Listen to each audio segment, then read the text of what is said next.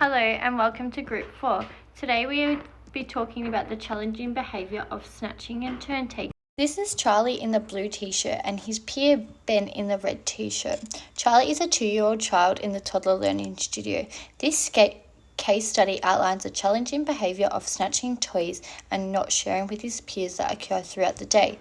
Ben is 2 years old in the toddler room with Charlie. Ben is happily playing on the mat area with a toy robot. Meanwhile, Charlie is running inside. His teacher Nicole notices Charlie running and responds straight away by reminding him that we use our walking feet inside so we don't fall over. As Nicole turns around, Charlie is running again to snatch the robot from Ben, resulting in Charlie and Ben playing tug-of-war with the robot. Ben becomes upset and begins to cry. Nicole, the teacher, rushes over quickly, asking Charlie to give back the robot. Charlie does not listen, causing the teacher to get frustrated and raise her voice, escalating the situation as Charlie begins to scream. Nicole raises her voice again. Charlie drops the robot on the ground for Ben to pick up. Nicole then walks away, leaving both children on the mat to cry. Looking at Nicole's response to Charlie and Ben's situation, Nicole did not show compassion or empathy towards either child, simply walking away from the situation and not supporting them, as she did not provide any instructions or guidance or provide an explicit message to prevent situations from this occurring again. She dismissed their feelings by not showing any support or empathy and simply leaving both children to cry on the mat. Charlie's teacher used inappropriate body language as she did not get down to their level. She had her arms folded and her facial expressions were both evident to Charlie and Ben. Responding to the incident in a firm voice and raising her voice numerous times that caused the situation to escalate and made Ben and Charlie more upset. In relation to how teachers should respond to incidents like snatching and turn taking, Nicole should demonstrate how to play with others by role modeling, taking turns, implementing timers and strategies for children to learn how to share. She should guide their children's behaviour by looking at contributing factors and explaining expectations. It is important that we use appropriate body language and appropriate language when talking to children. Knowing what to say and how to say it is important. Expressing the right tone of voice and volume to ensure interactions with children are respectful. Educators need to ensure that we are good role models to demonstrate socialization skills and to express our feelings to support the child's needs. Providing positive reinforcement by giving instructions and feedback to behaviours to set routines and boundaries that are age appropriate. Giving children a choice makes them feel responsible and provides a sense of ownership in their learning. In relation to the national equality standards, it refers to the relationships with children to create a sense of belonging. The teacher showed no connections with either of the child and dismissed their feelings, showing no compassion or empathy towards them or promote their self-esteem. Forming connections with children supports them to flourish and grow in their environment. Statements commonly made about children: they're attention-seeking, they do things deliberately. We need to come down hard so this won't happen again. Children are not born, they are made. Teachers need to be role models and show care and empathy towards all children so they are heard and seen to meet their needs. It is important to examine the role and influence of the environment in the learning and development of all children. Charlie's teachers should have supported both children by looking at the underlying factors to support each child's further development. Studies show compassion is an important process for teachers' interactions with offering acts of compassion by helping, consoling, and caring. There are a couple of factors that contribute to children's behavior, such as learner-related variables, home and social group variables, learning environment and teaching variables, and also impact of changing technologies and social media on life of very young children. In next slide, I will provide different examples according to each factor. Thank you. In learner-related variables, I would like to start with Jean Piaget's cognitive development theory. In his 0 to 2 sensory motor stage, children understand world through sense and action. And in the pre-operational stage, children start to use symbols to represent play, imitating others' behavior, describe events using verbal words, and egocentrism. Egocentrism, as described by Jean Piaget in the cognitive development theory, a child may have difficulty understanding other people's feeling, thought than his own. Like in Charlie's case, he doesn't understand that snatching Ben's toy can cause Ben's disappointment. In developmental milestone EYLF and NQS, according to that, 2 to 3 years old children are unlikely to share toys without protest in the physical development, and they perhaps less likely to share toys with their peers in emotional development. Young children aged 2 to 3 are still developing their language, social skills, and learning towards the concept of sharing and expect their needs to be satisfied immediately. In the EYF learning outcomes, 1.4 shows that children learn to interact in relation to others with care, empathy, and respect. Children are learning to express a wide range of emotion and empathize others. Charlie may not yet be able to reflect on his own action and consider consequences for Ben. For learning outcome 2.3, Charlie become aware of fairness. Charlie is still developing the ability to recognize unfairness and act with compassion and kindness. There may be another factor. It's called sensory processing profile. And there are a couple of examples of different types of sensory processing profile that impact children's behavior, such as over-responsive, under-responsive, sensory seeking, or sensory avoiding children. Charlie might be one example of over-responsive, as the way he responded to the teacher in the story after the teacher raised up her voice and asked him to give back the toy. Another factor can be home and social group variables. I would like to refer to Bronfenbrenner's ecological model. According to his model, a child's development can be influenced by a couple of interconnected systems with their environment. For example, Charles might experience negatively at home from his parents. Or maybe the relationship between his parent and his teacher was negative, or could be his parent work schedule and location has changed dramatically.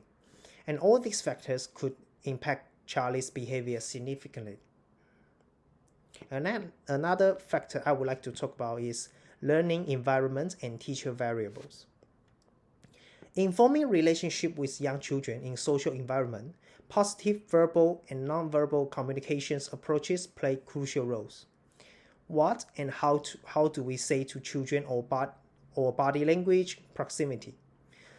In the scenario, the teacher rushes to tell Charlie to walk in the room and raise up and change her tone of voice and maybe also her facial expression, as she was very frustrated after she noticed Charlie did not listen and follow her instruction. From the inside of the still face experiment, children pick up primary careless behavior verbally and non-verbally. Therefore, both communication approaches are crucial to develop responsive, warm, and trusting relationship with the young children. Like the Charlie, she might pick up the teacher's emotion and feelings immediately. Last factor I would like to talk about is impact of changing technologies and social media on life of very young children. As nowadays children are growing up in a digital context, inappropriate use of technology or social media can lead to multifaceted negative impact, such as social emotional well-being, relationship with others, self-esteem, attention span, and sleep patterns. Children might have had excessive screen time at home due to different reasons, such as parents' busy lifestyle to keep him occupied, or parents' own habit on screens, lack of alternative activities, etc. When children become addicted to digital technology, such as games or videos, may lead to challenging behavior. For example, Charlie might got upset because of his parent interrupting him from watching TV in the morning before he comes to school in the morning. When children experience frustration or disappointment within a game or are invited to move on to another activity, this can lead to some challenging behavior. Thank you very much. Now let's talk about the strategies that would employ to deal effectively with this situation. Promoting an environment that creates positive social interaction. The first point is about the learning environment. One strategy that can be implemented for Charlie to reduce the behavior of snatching toys is to promote a space where positive social interactions can be developed. The foundation of every childhood program is the learning space where children physically, socially, emotionally interact, grow and develop. Changing the environment can change the behavior of children. When it comes to children, environment means the little things around them. Child's behavior environment includes location, toys, the time of the day, noise and light, etc. For Charlie, giving choices and a sense of control makes him more likely to cooperate. Building positive relationships through social interactions. Building relationships among children and adults supports and encourages children development and learning. In this scenario, Charlie needs to develop a trustworthy relationship with his peers and teachers, which will help him to build confidence in dealing with the situation peacefully. According to Vygotsky's socio-cultural theory, adult guidance and support has significant influence on child's development and learning. Here, teachers can guide and support Charlie in developing his social skills of sharing and turn-taking. This will help him to reduce the behavior of snatching toys from his peers. Communicating clear expectations about the learning environment. Communicating clear expectations about the learning environment establishes routines and transitions. In this context, Charlie needs to learn about the rules of the classroom. For example, teachers should give clear instruction about using walking feet inside the room and not running. Also, Charlie should learn about how to respect his peers' learning space. According to early years learning framework, children learn to interact in relation to others with care, empathy, and respect. For example, organize learning environments in ways that promote small group interactions and play experiences appropriate to children's development. In the context of turn-taking, teachers or caregivers can identify activities within a child's zone of proximal development and support them to scaffold their understanding of turn-taking. Through socializing, Charlie developed a sense of self as well as confidence and social skills like turn-taking and sharing. Individualized plan for Charlie to cater his needs. Meeting social, emotional needs of Charlie. Another strategy that we can implement is by creating an individualized plan for Charlie to prevent the occurrence of challenging behaviors. Each child is different and the needs are also different. The pyramid model is a framework for supporting social emotional development and preventing and addressing challenging behaviors for children.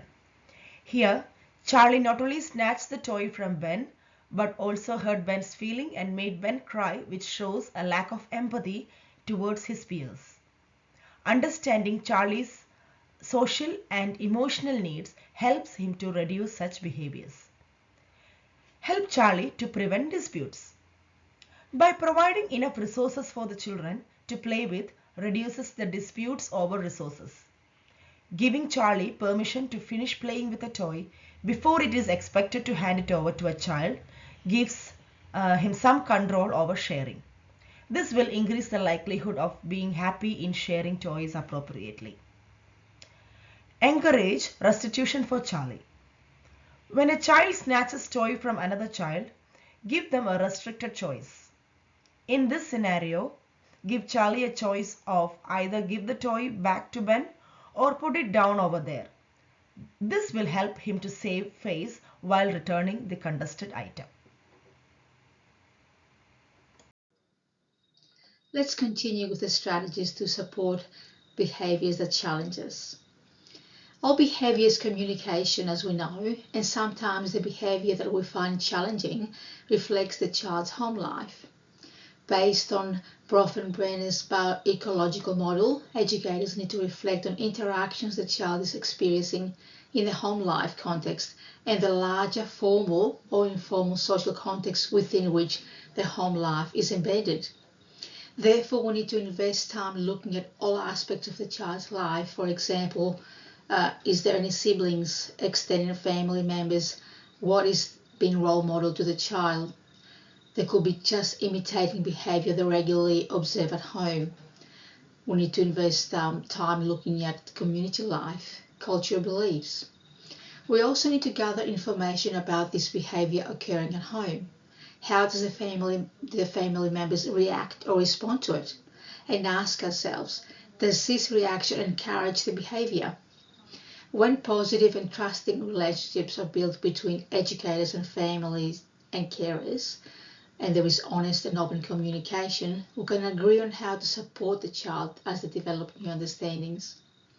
Brenner encourages us to consider the influence of this context, the characteristics of the people in this context, and the processes involved. Sometimes we can work in partnerships with families and relevant professionals to address the cause of the behavior, but other times we're unable to identify the causes.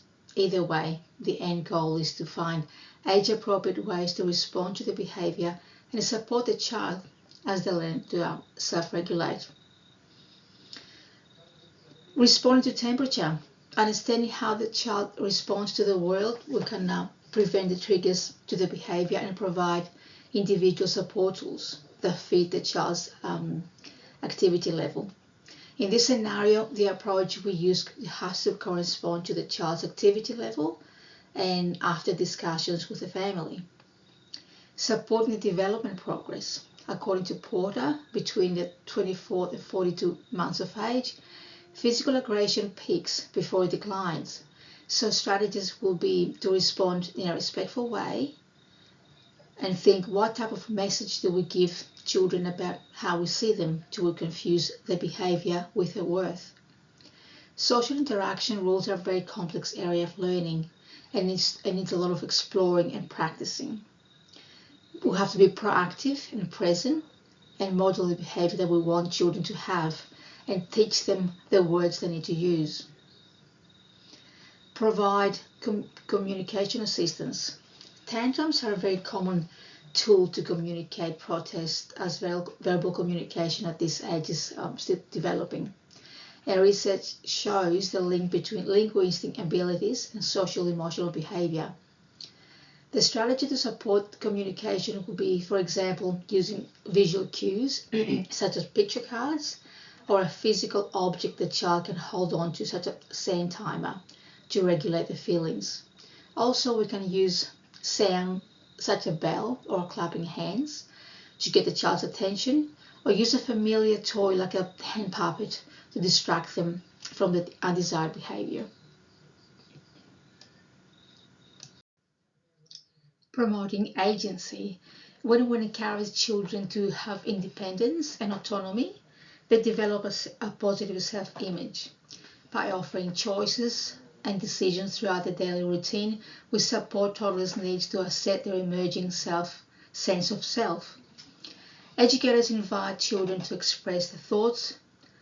They acknowledge and encourage active listening by repeating what the children say and by being supportive and empathetic. Children's protest is a reflection of them trying to meet their needs. They need to explore, investigate, and enjoy being in the moment. Sometimes all we need to do is ask them why they protest. Another strategy we can use is prevention. Observing the child's preferred play activities, the foods, social interactions, what makes them happy, smiling. Get to know them and know their strengths and weaknesses. And then we can identify the triggers and create a plan to respond, to have a very clear response. For example, giving the child verbal prompts such as 5 more minutes before you have a turn, to prepare them for what will happen next. All these strategies mentioned have the goal to assist and support the children to develop a strong sense of identity. As we read in the outcomes, outcome 1 and 3 in the early years learning framework, children feel safe, secure and supported. They develop knowledgeable, confident self-identities and a positive sense of self-worth. They become strong in the social, emotional and mental well-being, and they're aware of and develop strategies to support their own mental and physical health and personal safety. Thank you for listening.